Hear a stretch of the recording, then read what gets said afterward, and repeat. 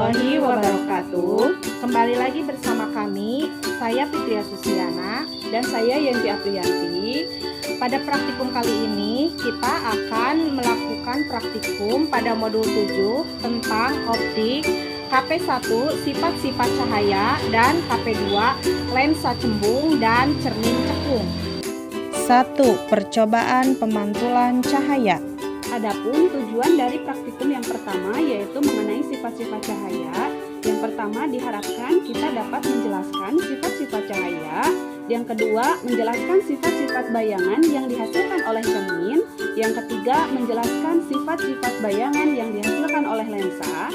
Yang selanjutnya menentukan fokus cermin cekung. Dan selanjutnya menentukan fokus pada lensa cembung. Adapun alat dan bahannya yaitu yang pertama ada celah cahaya, cermin datar, busur, lilin, senter, cermin cekung, lensa cembung, kertas putih, dan terakhir ada layar atau tabir kertas.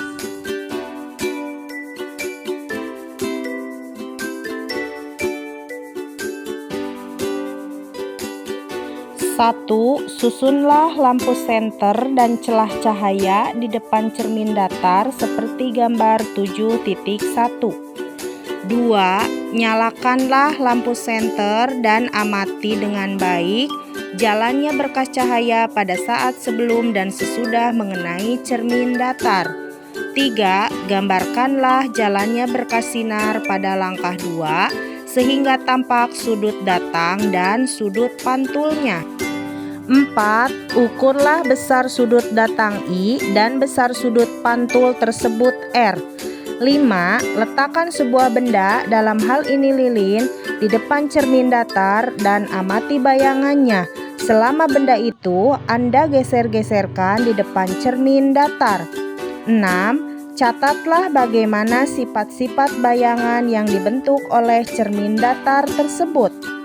Jadi, kesimpulannya untuk percobaan pemantulan cahaya pada cermin datar merupakan cermin yang bentuk permukaannya datar. Cermin ini akan memantulkan berkas-berkas yang sejajar dengan cahaya yang datang. Sifat bayangan pada cermin datar adalah tegak, maya, atau semu, dan sama besar. Untuk cara kerjanya, 1. Susunlah alat seperti gambar 7.2. 2. Nyalakanlah lilin dan amati dengan baik jalannya berkas cahaya pada saat sebelum dan sesudah mengenai cermin cembung. 3. Gambarkanlah jalannya berkas sinar pada langkah 2 sehingga nampak sudut datang dan sudut pantulnya serta bayangan yang terbentuk. 4. Catatlah bagaimana sifat-sifat bayangan yang dibentuk oleh cermin cembung tersebut. Yang dapat diambil dari percobaan pemantulan cahaya pada cermin cembung. Cermin cembung adalah cermin yang memiliki permukaan melengkung keluar.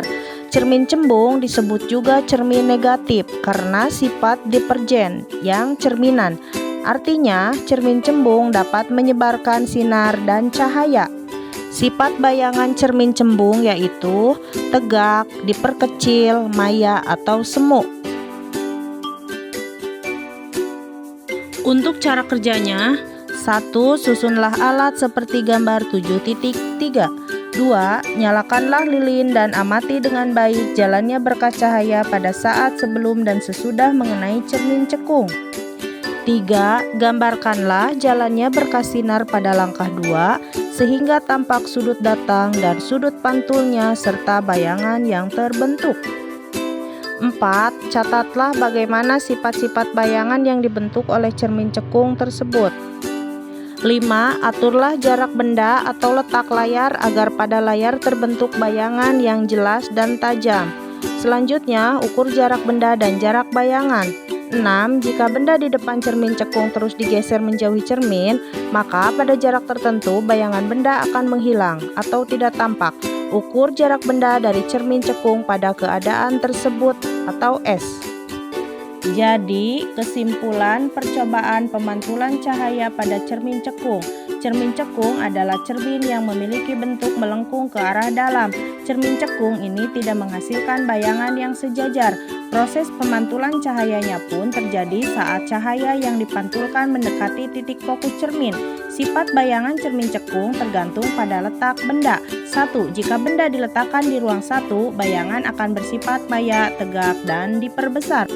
2. Jika benda diletakkan di ruang 2, bayangan akan bersifat nyata, terbalik, dan diperbesar. 3. Jika benda diletakkan di ruang 3, bayangan akan bersifat nyata, terbalik, dan diperkecil. 2. Percobaan pembiasan cahaya. Untuk alat dan bahan yang harus disiapkan, yang pertama, lampu senter, celah cahaya, gelas, air, lilin, lensa cembung, lensa cekung, busur derajat, kertas putih, layar atau tabir kertas, dan penggaris panjang 100 cm. Pada percobaan kali ini kita akan mengamati pembiasan cahaya pada gelas kaca. Untuk cara kerjanya, yang pertama, susunlah lampu senter, celah cahaya, dan gelas berisi air. Kedua, nyalakan lampu senter dan amati dengan baik jalannya berkasinar pada saat sebelum dan sesudah menembus balok kaca.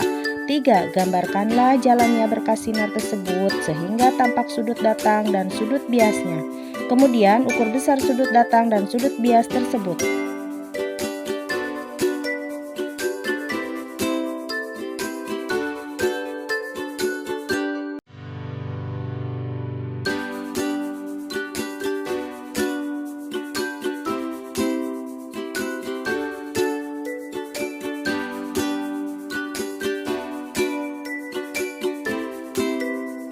Kegiatan praktikum 2, lensa cembung dan cermin cekung.